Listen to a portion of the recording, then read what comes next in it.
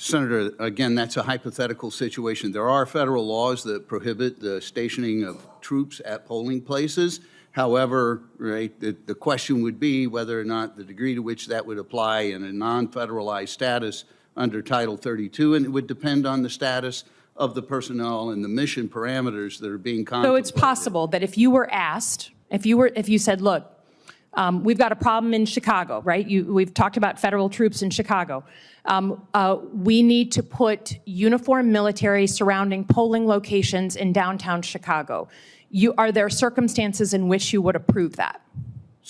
Senator, I would say this, is that during COVID, when many poll workers were unavailable, many state and local jurisdictions But you can understand, I understand during COVID, but you can understand that when there's a trust deficit, right? When the President of the United States... You just watched something that should make your blood run cold, and here is the staggering revelation that demands we all pay attention, because what we just witnessed in that Senate Armed Services Committee hearing room is a dress rehearsal for dictatorship, a moment when Senator Alyssa Slotkin invoked the playbook of authoritarianism that I've seen as a CIA officer play out over and over and over again in other countries, while confronting the Pentagon's top lawyer about whether he would sign off on uniformed military surrounding American polling locations in Chicago or anywhere else in this democracy that we claim to cherish. And here's what should terrify you about his response, which was not a categorical no, not a defense of the clearest principle in our electoral system, but rather a retreat into hypotheticals and legal technicalities about Title 32 versus federalized status and mission parameters, as though there exists some universe in which the presence of armed troops at the ballot box could be justified in a functioning democracy.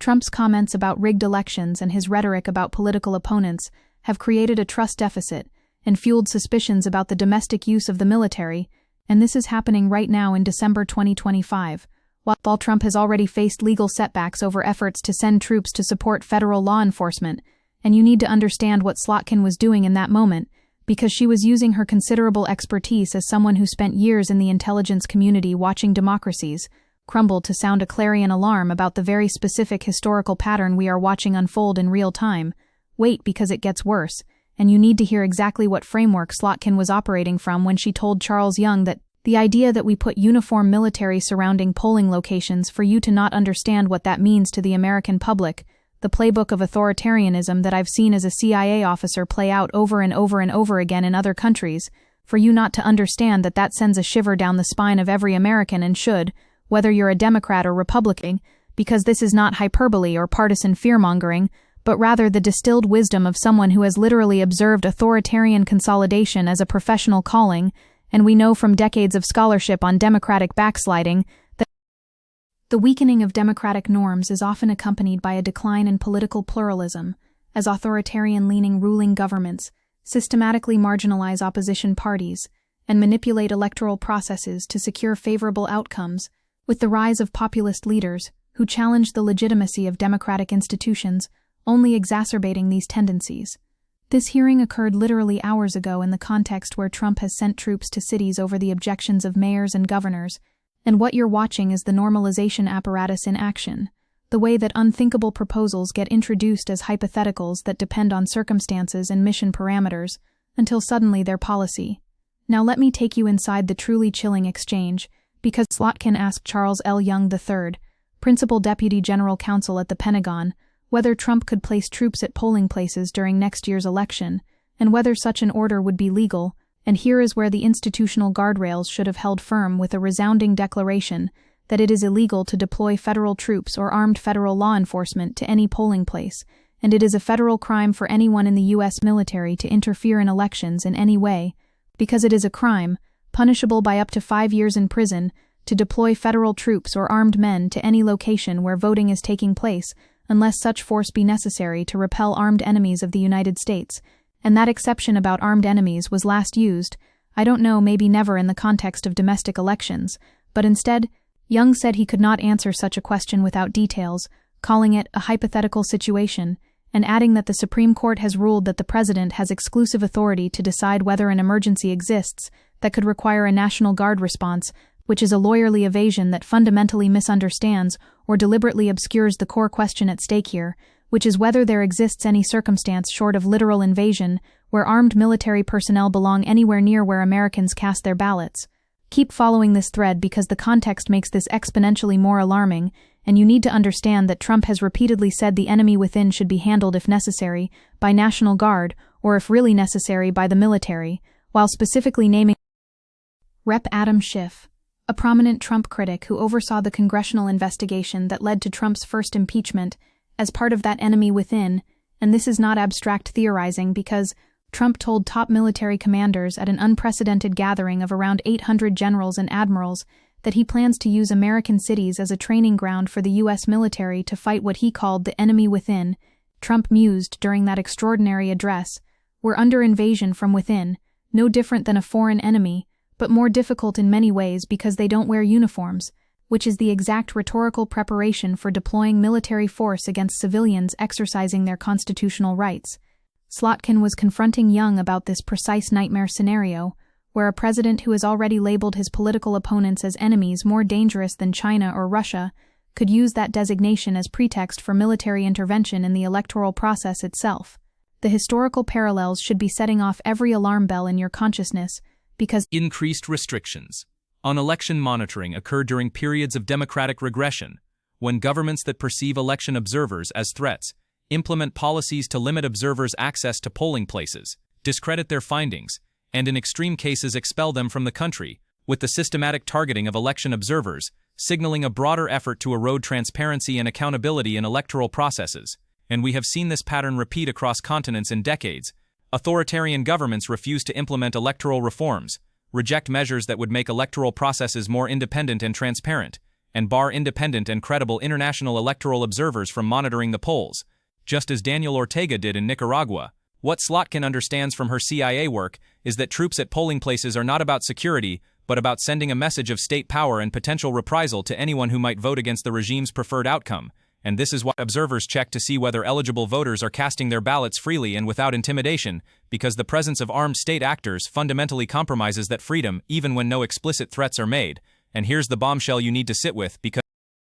when asked about Trump's statements about an invasion within, or an enemy within, Air Force Gen. Gregory M. Gio, commander of U.S. troops in North America, said, "I do not have any indications of an enemy within," which means the top military commander responsible for North American operations is directly contradicting the president's rationale for domestic military deployments. While Senator Mazie Hirono noted how former Defense Secretary Mark Esper alleged that Trump inquired about shooting protesters during the George Floyd demonstrations, and when Hirono asked whether a presidential order to shoot protesters would be lawful, Young said he was unaware of Trump's previous comments, and that orders to that effect would depend on the circumstances, which is the kind of answer that should make every American understand that we are in uncharted and profoundly dangerous territory, where the Pentagon's chief legal officer will not categorically rule out military violence against American protesters. This is the trust deficit Slotkin identified, because when you have a president who says elections are rigged if he loses, who calls political opponents the enemy within,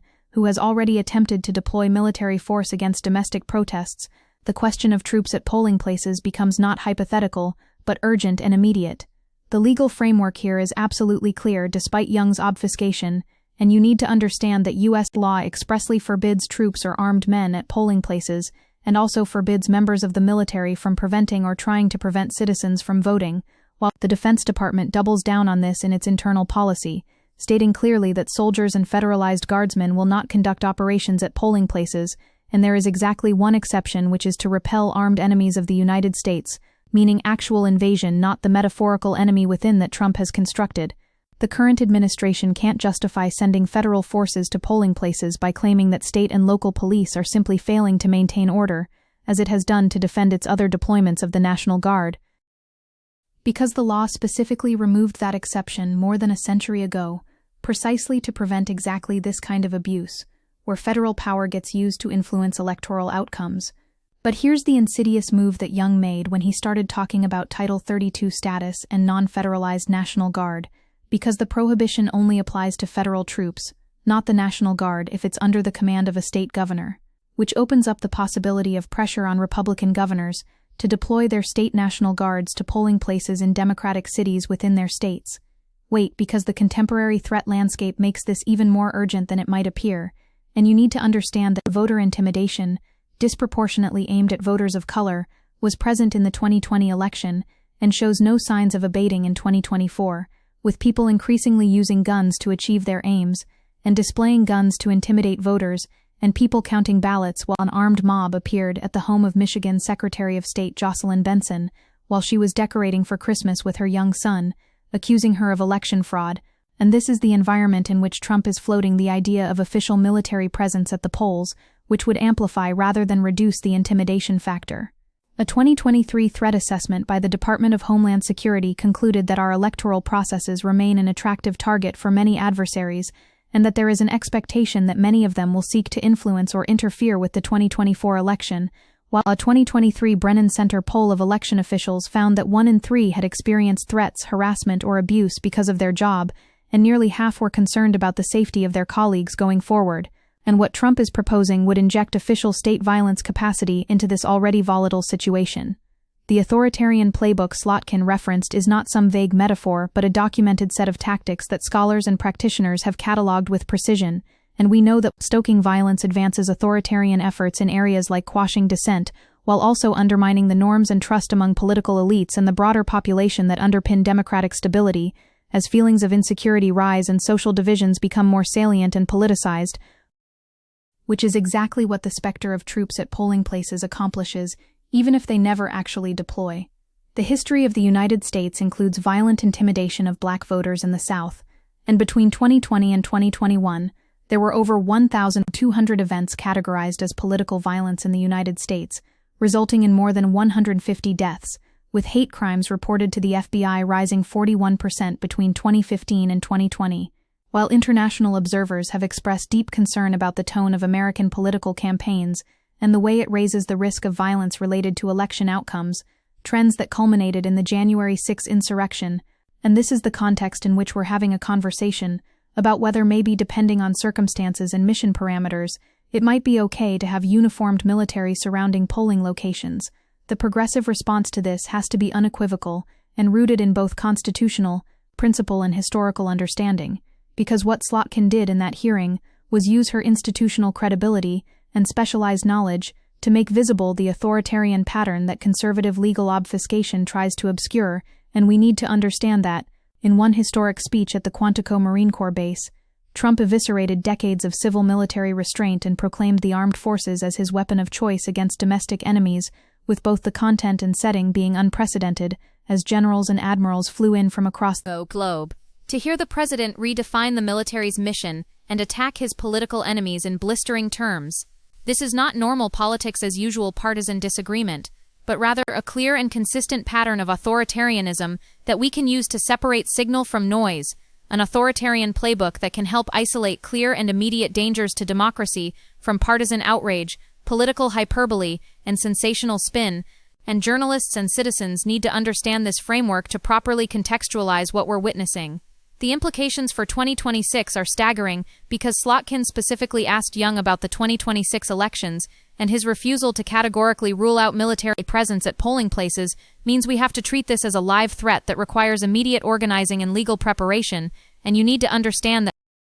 Critics have raised constitutional questions, including whether the president could use the armed forces to influence an election, while the New York Times Siena poll found that 51% of voters said they're more concerned about Trump using the National Guard to intimidate his political opponents than they are about crime spiraling out of control in Democrat-led cities, while 42% said the opposite, which means this is a politically salient issue that cuts to fundamental questions about what kind of country we want to live in. Given the recent politicization of the Justice Department, it's reasonable to doubt whether the administration's own lawyers would pursue charges related to a deployment ordered by the president, though these crimes are subject to a 5-year statute of limitations, so anyone who complies with such an order could still face prosecution in the future, which provides some deterrent but not enough to prevent the order from being issued, and the immediate damage to democratic legitimacy from being done. The international context should inform our understanding, because we are not the first democracy to face this threat, and we will not be the last, and authoritarian regimes have become more effective at co-opting or circumventing the norms and institutions meant to support basic liberties, and at providing aid to others who wish to do the same, while in countries with long-established democracies, internal forces have exploited the shortcomings in their systems to promote hatred, violence, and unbridled power, with countries that have struggled between democracy and authoritarianism increasingly tilting toward the latter as the global order nears a tipping point. and what happens in the United States reverberates globally. When the world's most powerful democracy starts entertaining the possibility of troops at polling places, it provides ideological cover and tactical precedent for every authoritarian regime that wants to further consolidate its grip on power, and we have to understand that violence around U.S. elections in 2024 could not only destabilize American democracy, but also embolden autocrats across the world, which means the stakes here extend far beyond our own borders. Slotkin's final point in that exchange was perhaps the most important, because I continue to believe it's not our uniformed military that have a problem, it's the leaders who are directing them and these missions,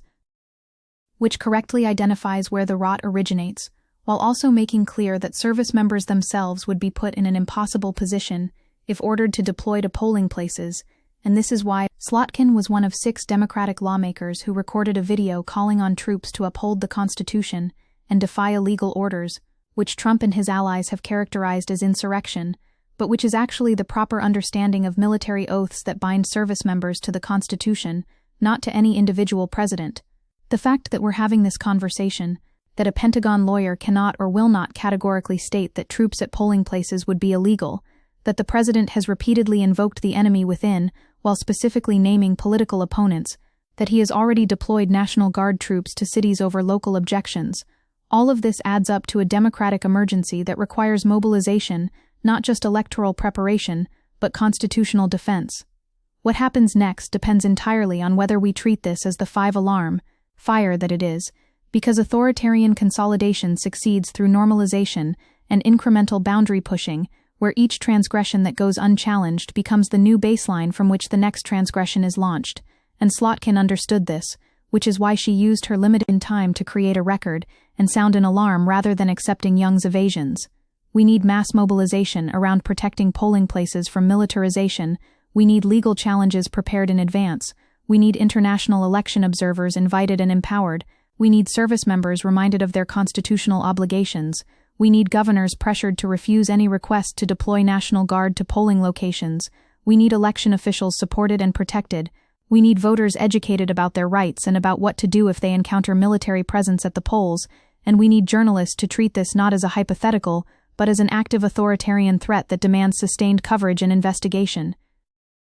The playbook Slotkin referenced is real, and it is being followed with alarming precision, and the only question is whether we will recognize it in time to stop it. Because once troops are at polling places, once that line is crossed, the fundamental character of American democracy is altered in ways that may prove irreversible, and every generation faces its test of whether it will defend the democratic inheritance it received or allow it to slip away through inaction or denial, and this is ours. This hearing was not background noise or procedural theater, but a warning flare sent up by someone who has seen this movie before in other countries and knows exactly how it ends, if we don't act with the urgency and moral clarity that this moment demands. So the question before us now is simple and stark. Will we allow armed troops at our polling places? Will we surrender the fundamental premise of free and fair elections? Will we accept the normalization of military power as a tool of partisan politics? Or will we say with absolute conviction that this is a red line that cannot be crossed and organize accordingly,